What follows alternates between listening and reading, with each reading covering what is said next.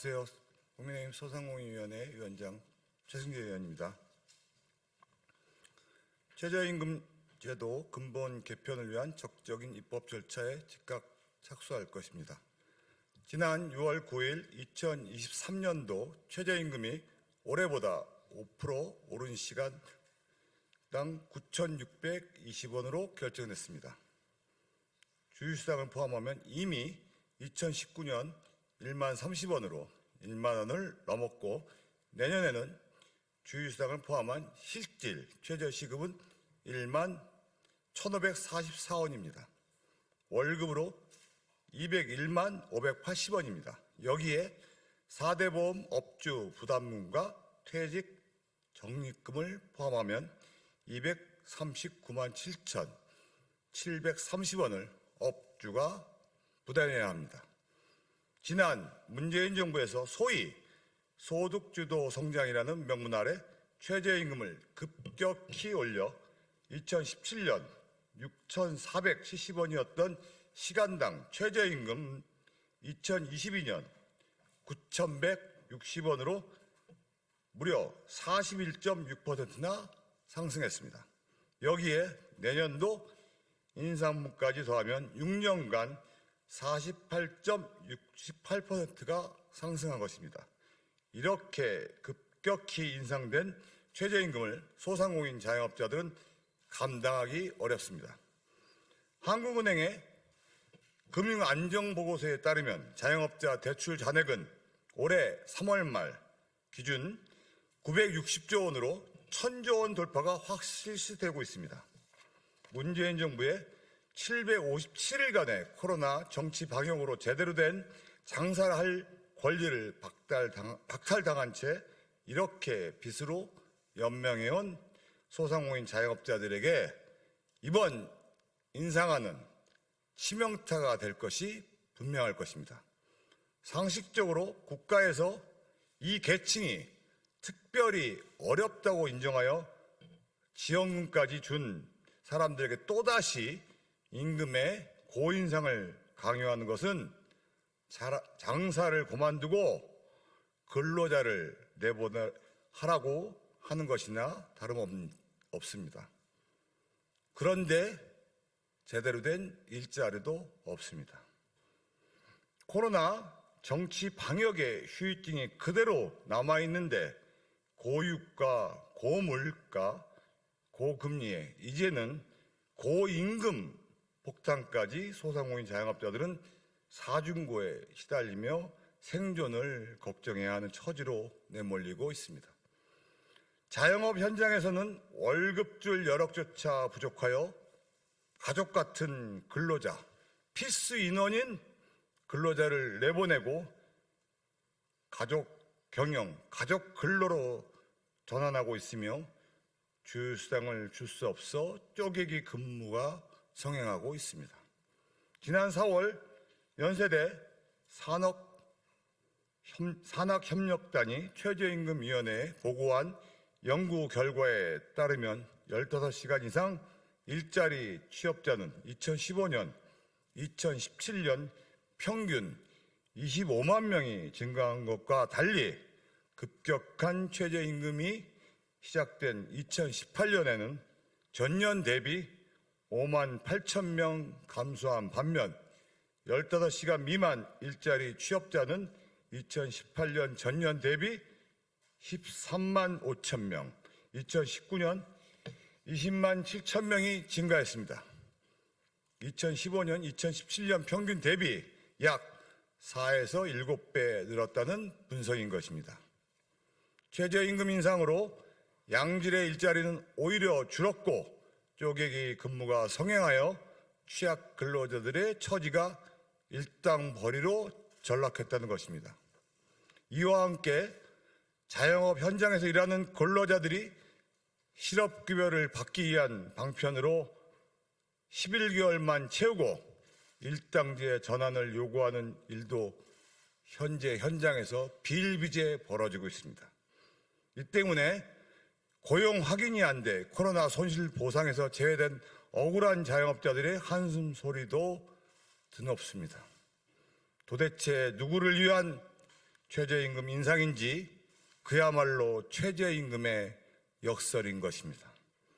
코로나 영업 제한 해제 이후 회복세를 보이던 소상공인 자영업자들이 주로 영위하는 서비스 업종에서는 특히 이번 최저임금 인상의 된서를 맞아 모처럼의 회복세가 무너질 위기에 처해 있습니다. 소상공인 자영업자를 비롯한 서비스 업종의 위기는 연쇄적으로 우리 경제 전체에 큰 타격을 입힐 것으로 우려되고 있습니다. 고용시장의 수요와 공급을 우선해야 하는데 시장 원리를 무시한 최저임금의 인상으로 소상공인 자영업자들과 취약근로자들까지 함께 직격탄을 맞고 단체로 길거리에 내앉을 판입니다. 이 모든 상황을 초래한 근본적인 책임은 급격한 현실을 무시한 최저임금의 인상을 주도한 아마추어 문재인 정부에 있습니다. 문재인 정부는 급격한 최저임금 인상도 모자라서 2018년 12월 31일 국회와 아무런 협의도 없이 마음대로 최저임금법 시행령을 개정하여 주휴수당을 안 주면 범법처로 내모는 주휴수당 의무화를 강행 처리하여 반기업, 반시장 정책을 밀어붙였습니다. 세계적으로도 유례가 없고 무노동 무임금 원칙에도 위배되며 대법원 판례도 무시한 채 무엇보다 위헌 요소가 있는 상황을 무릅쓰고 오로지 대기업 근로자들의 편만 들고 법과 원칙에 어긋난 결정을 한 것입니다. 오로지 최저임금 10,000원 달성을 위하여 편법을 만든 것입니다. 이번 인선 과정에서도 문재인 정부가 임명한 최저임금위원회 공익위원들이 고율 인상에 손을 들어준 점을 간과해서는 안 될 것입니다. 어제 폭우 속에서도 국회 앞에서 소상공인 자영업자 대표분들이 모여서 이제 도저히 살 수가 없다, 억울하다, 이 와중에 최저임금은 웬 말이냐 피를 토하는 심정으로 절규하였습니다. 이제는 더 이상 간절히 외치는 이분들의 목소리를 국회가 외면해서는 안 되는 것입니다. 최저임금과는 아무런 관계도 상관도 없는 억대 연봉을 받는 대기업 귀족노조 대표들이 협상장에 나와서 큰 소리치며 자신들의 고연봉 인상의 명분으로 최저임금 협상을 지렛대 삼아서 본인들의 이득을 챙기고 월급 한번 제대로 한번 줘본 적 없는 교수들이 소상공인 자영업자들의 명줄을 쥐고 있는 수십 년 동안 관행처럼 이어온 현재의 최저임금 결정 구조를 근본적으로 재편해야 합니다. 최저임금 결정 기준에 기업 지불 능력을 당연하게 최우선으로 고려하여 직접 월급을 주고받는 당사자들이 소상공인 자영업자, 중소기업 대표자들, 근로자들의 목소리가 직접적으로 반영되고 대기업 귀족노조가 아닌 자신들의 일자리를 걱정해야 하는, 그리고 자신들의 생존을 걱정해야 하는 분들의 현실을 적극적으로 반영하는 지속 가능한 시장 원리에 입각한 최저임금 결정 구조를 만들어야 합니다. 또한 문재인 정부가 강행 처리한 최저임금 시행령 개정안을 조속히 정상화하여 주휴수당 의무화를 폐지하고 대안을 만들어야 됩니다.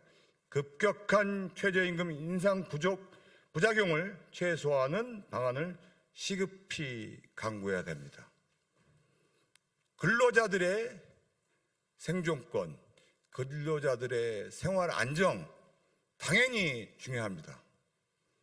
그런데 도리어 귀족노조들의 고액 연봉자들의 일속만을 챙기는 이 구조는 철폐돼야 합니다. 소상공인 자영업자들이 겨우겨우 어렵게 함께하는 근로자들과의 삶을 해치는 이런 최저임금의 역설적인 구조를 재편해야 됩니다.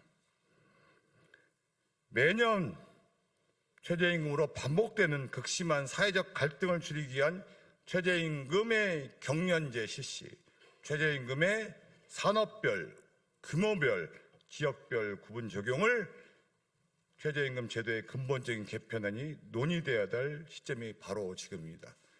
매년 반복적으로 이야기만 하는데 준비를 전혀 하지 않습니다. 막상 닥치면은 준비가 안 됐다고 이야기만 할 뿐입니다. 이번 최저임금 인상이 우리 경제에 큰 불로 건져서 정작 사회적 약자, 경제적 약자들이 몰락하기 전에 소상공인 사용업자들, 취약 근로자들의 목소리를 반영한 최저임금 제도의 근본적인 개편을 위해 국회가 즉시 논의에 나서야 함을 강조하는 바입니다.